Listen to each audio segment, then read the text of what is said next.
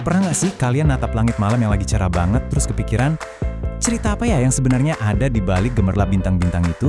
Nah, kali ini kita bakal fokus ke satu formasi bintang yang mungkin kalian kenal, tapi ternyata ceritanya jauh lebih dalam dari yang kita bayangin.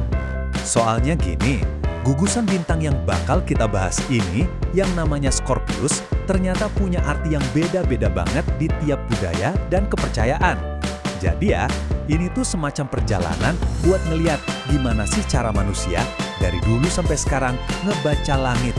Oke, jadi ini dia perjalanan kita. Pertama kita bakal kenalan sama si kalajengking di langit dari sisi sains. Terus kita geser ke perspektif Jawa yang unik banget.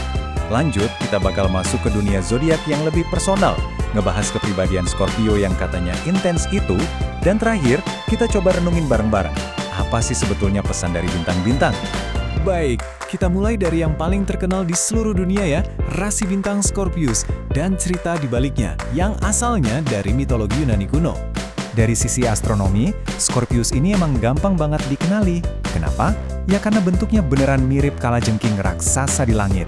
Plus, dia punya dua bintang yang super terang. Ada Antares, si raksasa merah yang jadi jantungnya, dan ada Shaula, yang jadi sengat di ujung ekornya. Kalau kalian mau coba cari, waktu terbaik buat lihat itu antara bulan Juni sampai November. Nah, yang menarik, cerita dari Yunani ini aja ada beberapa versi. Tapi intinya sih sama. Ada seorang pemburu hebat namanya Orion, yang saking sombongnya, dia bilang bisa memburu semua hewan di bumi. Entah itu Dewi Gaia atau Dewi Artemis yang marah, mereka akhirnya ngirim seekor kalajengking kecil buat ngasih pelajaran ke Orion. Dan si kalajengking menang. Sebagai hadiahnya, dia ditempatkan di langit. Oke, sekarang kita tinggalin dulu mitos Yunani. Kita lompat ke perspektif yang beda banget dari tanah Jawa. Di sini, masyarakat zaman dulu ngelihat gugusan bintang yang sama. Tapi mereka nggak ngelihat monster. Mereka ngelihat sesuatu yang jauh lebih praktis. Nah, ini bagian yang keren banget. Pengamatan mereka tuh detail sekali. Satu gugusan bintang yang sama, namanya bisa beda-beda tergantung posisinya di langit. Jadi pas baru terbit, mereka menyebutnya kelapa doyong atau pohon kelapa miring. Pas udah di puncak langit, namanya ganti jadi banyak angrem atau angsa yang lagi mengeram. Pas mau terbenam, baru deh kelihatan kayak kalasungsang, kalajengking yang ekornya ke atas. Jadi, semua penamaan ini bukan cuma buat cerita-cerita aja. Ini punya fungsi yang sangat vital dalam sistem kalender pertanian Jawa yang disebut Pranata Mangsa. Munculnya banyak anggrem di langit misalnya, itu jadi penanda penting. Itu sinyal kalau kita masuk mangsa kelima, alias masa pancaroba dari kemarau ke hujan. Buat para petani, ini tuh kayak alarm dari langit. Ayo, siap-siap olah lahan. Eits, tapi tunggu dulu. Ceritanya jadi makin rumit nih. Soalnya ada perdebatan di kalangan ahli, apa benar banyak anggrem itu ya rasi bintang Scorpius? Ternyata ada beberapa astronom yang berpendapat kalau banyak anggrem itu sebenarnya bukan Scorpius, tapi merujuk ke nebula Kantung Arang atau Coalsack Nebula.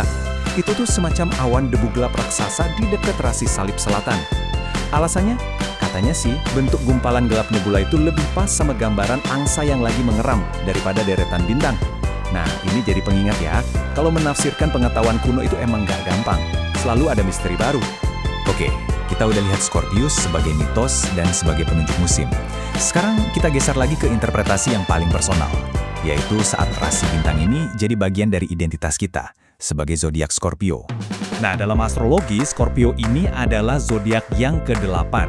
Kalau kita bedah, elemennya itu air yang biasanya dihubungin sama emosi yang dalam, intuisi, dan hal-hal batinnya. Kualitasnya fix atau tetap, yang nunjukin sifat stabil dan penuh tekad.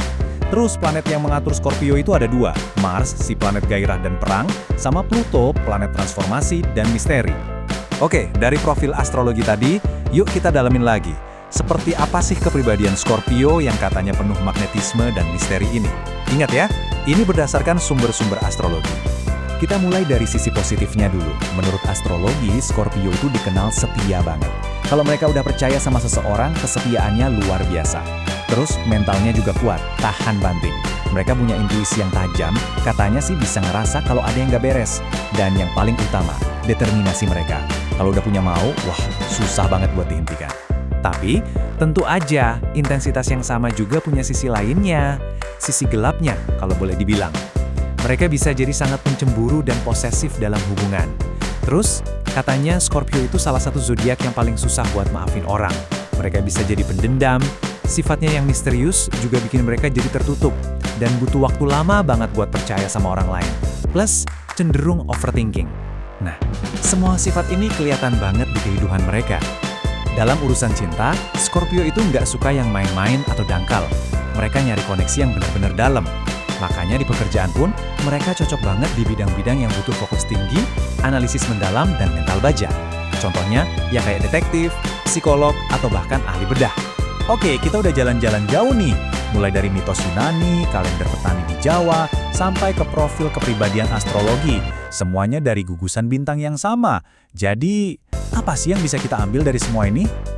Nah, ini poin yang penting banget buat kita pegang, terutama pas ngomongin soal astrologi. Zodiak itu paling pas kalau kita anggap sebagai hiburan, atau mungkin alat buat refleksi diri. Tapi bukan sesuatu yang harus kita telan mentah-mentah buat ngambil keputusan-keputusan besar dalam hidup. Ini adalah sistem interpretasi, bukan buku aturan yang mutlak. Pada akhirnya, langit itu ibarat sebuah kanvas raksasa. Cerita yang kita proyeksikan ke sana, mau itu kalajengking dari mitos, angsa penanda hujan, atau cerminan kepribadian kita, semua itu sebenarnya lebih banyak bercerita tentang kita, manusia, daripada tentang bintangnya itu sendiri. Jadi pertanyaannya kembali ke kalian. Saat kalian menatap langit, cerita apa yang kalian lihat?